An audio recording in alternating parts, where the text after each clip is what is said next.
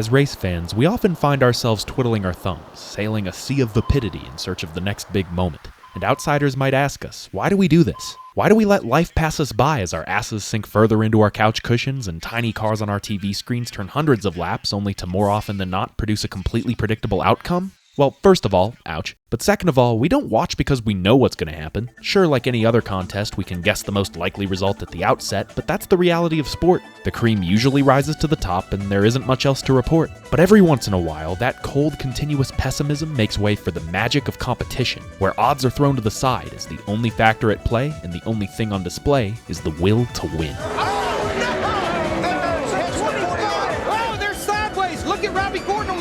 He gets all four cars. Caution comes out as Michael Waltrip makes the pass. Oh, teammates. Around they go in a hard crash, and Michael McDowell has won the Daytona 500. How about that? Whether fate opens an unexpected door or an unlikely hero rises from the heap, the race to the checkered flag is an incubator for breathtaking moments. From the final 2 miles of the '79 Daytona 500 to Dale Sr. and Terry Labonte's Bristol tussles, to Marcos Ambrose's incredible last lap rally, NASCAR shows us that there's more than one path to victory.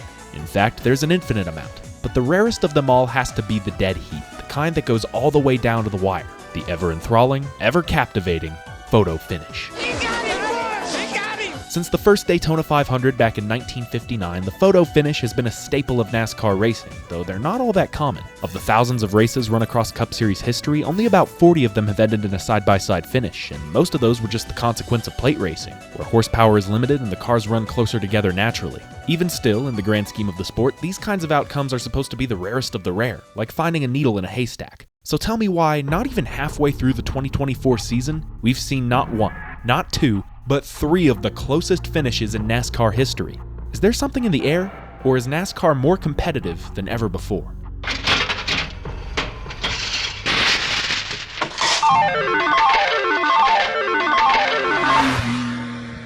Just over 65 years ago, NASCAR held the inaugural Daytona 500, and taking home the trophy at race's end was Johnny Beauchamp. Just one problem, he didn't actually win.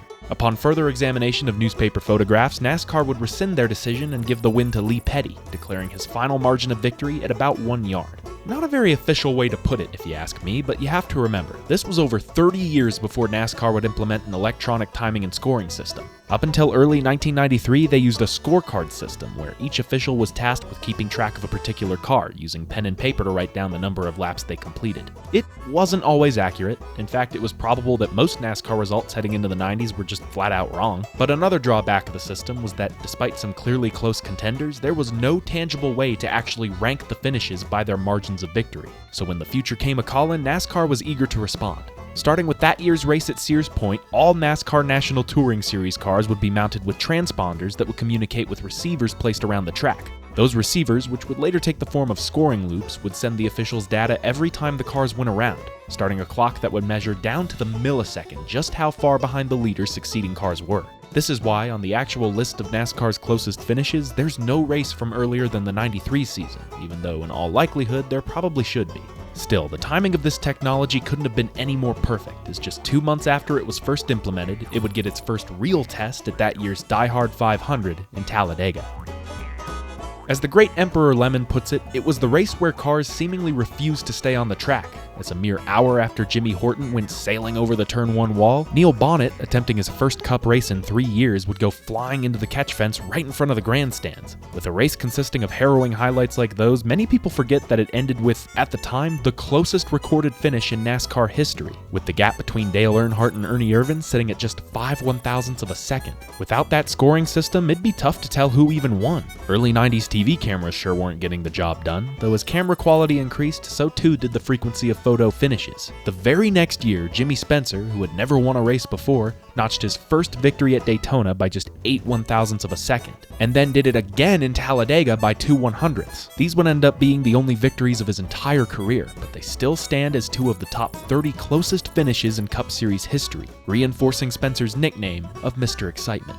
And the excitement would continue in NASCAR's feeder series, the Busch and Truck Series. The following summer would see NASCAR's closest finish ever at Colorado National Speedway, as Butch Miller would squeak out a win against the eventual champion Mike Skinner by 1/1000th of a second.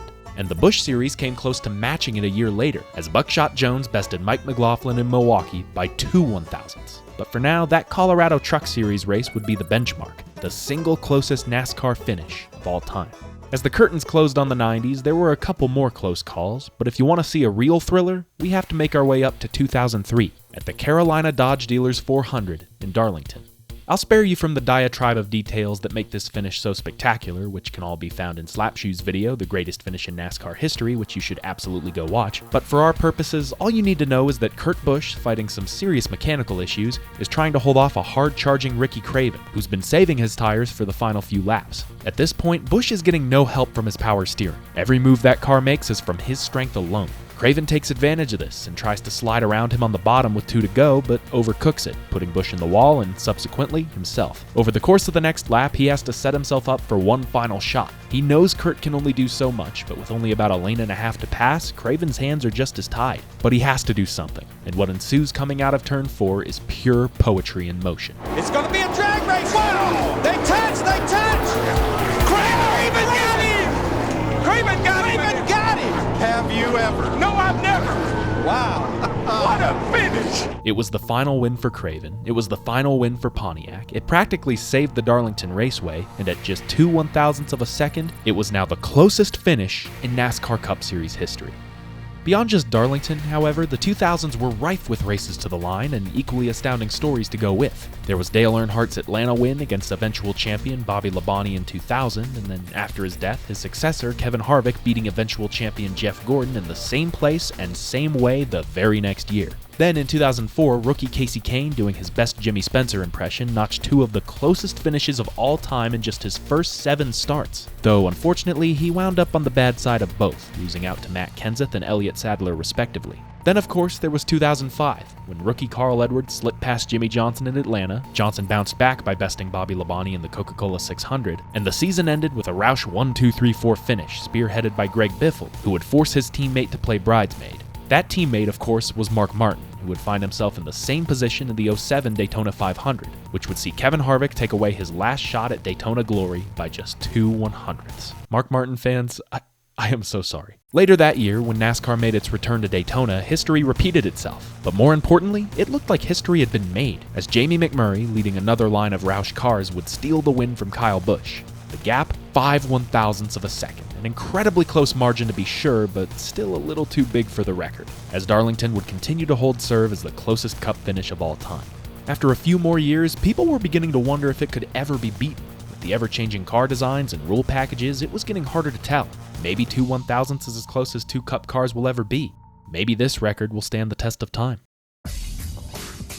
Checking back in on the superspeedways, a weird trend has emerged. You would think that a pack of 850 horsepower behemoths would be the strongest force in racing, but it turns out all you really need is 2 of them. By the time of the 2011 Spring Talladega race, drivers had figured out that it was far faster to work with just one partner rather than several. This led to a surge in tandem drafting, where the entire field would break off in pairs and you just had to pray you wouldn't be the 43rd one out. It was an easy way to break away from the field, but as Jamie McMurray found out in the year before, it was also an easy way for the pusher to hang you out to dry. As long as things came down to just a 2-car tango, the result was all but assured. But this year, things are shaping up a little differently. Sure, everyone's still separated in 2s, but instead of playing follow the leader in the closing laps, we've got pairs running the bottom, middle, and top. By race's end, the 2011 Aaron's 499 will have tied the previous year's race as the most competitive in NASCAR Cup history with 88 lead changes. But after a near spin by the same man who finished 3rd in Darlington, everything gets shot to hell. As the Childress and Roush tandems pull away with just 6.5 miles left to run, Jimmy Johnson and Dale Jr. find themselves 15th and 16th. An insurmountable deficit if they were anywhere else and they were anyone but themselves. But this is Talladega, and channeling his inner Dale Sr., Jr. would push the 48 back up to 5th by the white flag. As the other sets of Chevys jockey at the front, both pairs looking on from behind see their chance. And once again, we're treated to a pure marvel of motorsport. It truly doesn't get better than this. Way down comes Johnson. Good run. He's got room. They're 3 wide. 3 by 3 to the line. Johnson, 2 1,000ths of a second he beat Boyer. Okay, a 16th of an inch. For a finish that looked like it could have been a damn tie, it could only manage to tie the 2003 Darlington race, as Jimmy Johnson's lead over Clint Boyer was clocked in at 2 1,000ths of a second. Sure, the record had been matched, but if they wanted to see it get challenged, fans would have to wait just a little bit longer. After Clint Bowyer found redemption in the fall race, albeit after he shoved Jeff Burton 2 seconds ahead of the pack, NASCAR said enough was enough and axed tandem drafting for good. But that still couldn't stop the avalanche of close finishes that all three series would produce in the 2010s. There was the 2012 truck finale, where Kyle Busch got beat out by the best name in racing since Lawless Allen, as Cale Gale would pick up his first and only. Then there was the first few weeks of 2016, which would kick off with Denny Hamlin edging out Martin Truex in the Daytona 500 by just 1/100th of a second, and then 3 weeks later, Kevin Harvick doing the exact same thing to Carl Edwards in Phoenix. After that came the 2018 Daytona races in the Xfinity Series, which would see a photo finish that wasn't really a photo finish. I mean, this guy did slip below the yellow line, but he also finished ahead of them, but he also didn't. Look, all you need to know is grass grows, birds fly, sun shines, and NASCAR's officiating sucks, okay? No, for the true faux loco finish that year, we have to go back to the beginning, to the season opening race in the spring.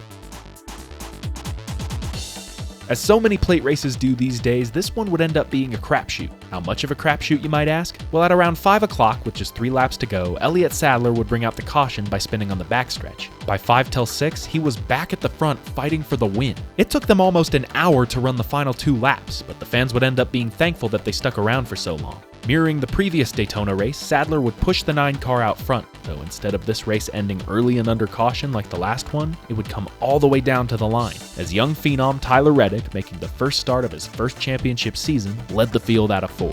Trying to get his second career win of the season opener at Daytona. But to the inside, it's Elliott Sadler. A photo finish. Tyler Reddick's going to edge him out. And Tyler Reddick at the line pulls it off. Whether or not us viewers knew it at the time, we had just witnessed NASCAR's new closest finish with a gap of just 4 1,000ths of a second.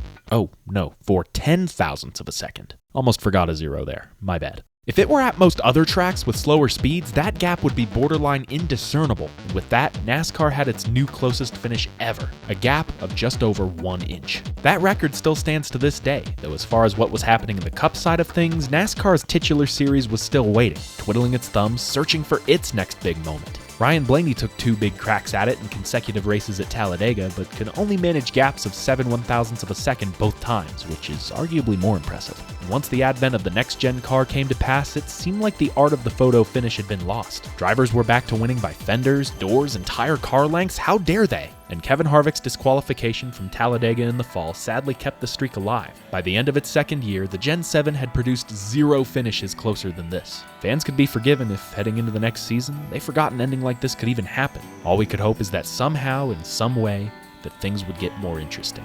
Here they come to the flag. 3 abreast. Photo finish. Unbelievable. 3 wide finish. Have you ever seen anything like that? Scoring has the margin between the first 3 cars at 0.00 seconds. How awesome was that? Back to the start-finish line. This one is going to be tight. Who got it done? Photo finish. What a thriller. Mayer and Sieg. And here they are at the line. Oh my gosh, this is one of the closest finishes I've ever seen. And here comes Truex. They're going to close right to the 2 leaders. Coming to the line. Clash together. I believe Buescher. Let's look at it. It may be the 5. Oh It's my. that close. It's Larson. Holy cow.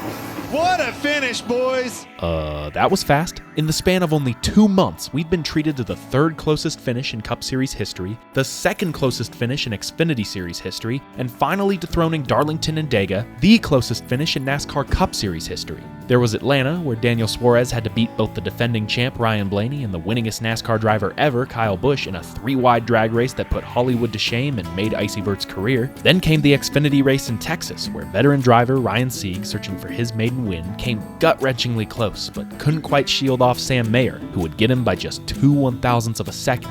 And as if that wasn't enough for not even a half season of racing, the Cup Series still had one more duel to deliver. After a late caution worked against who else but my guy MTJ, Chris Buescher would get the jump on everyone and lead Kyle Larson to the white flag. As Elliott and Truex battle behind them, Buescher seems to have it on lock. If he can enter the corner strong enough, or at least cover off the top lane, he should be in the clear. He doesn't, and as Larson pulls alongside, we get to bear witness to yet another moment in history, as Kyle Larson beats Chris Buescher by an all-time record-setting gap of just 1 1,000th of a second. 24 hours earlier, the Kentucky Derby ended in a similar way, and Just like the Derby, the naked eye couldn't discern the victor, so instead they had to refer to a high-speed infield camera, which proved beyond a shadow of a doubt that Kyle Larson, the Renaissance man of racing, was the winner of the closest Cup Series finish ever. Alright, I'm just gonna say it. We've been spoiled. After such a long drought of butt-clenching conclusions, we have been gifted with some of the most competitive, enjoyable racing that's ever been put on track. While other series struggle to keep the leaders within 3 seconds of each other, NASCAR's leaders keep it within 3 milliseconds. Just this season, we've been gifted with a recreation of the opening race in cars, a Texas-sized slugfest that ended in the wall, and a Heartland heat that will never be topped. I say acting as though those things didn't just happen and could very well happen again before the year is even up. Oh, and by the way, the Cars Tour, a late model series partly owned by Dale Jr., just saw its own 3-wide finish at the Langley Speedway as I was writing this video. Not since the mid-90s have we seen so many close finishes in such a short amount of time, and even then, the 90s have nothing on this. Of course, this isn't perfect math, just an estimation, but if we take the individual likelihood of each of these 3 finishes and put them over the total number of races run in each individual series, you'll see that the odds of this happening are about 1 in 645 million. And that's not even taking into account the fact that they all took place within 69 days of each other. So yeah, safe to say we've gotten our big moments. And the craziest part, the season's only halfway done, so buckle up, because there's still a lot of history left to write.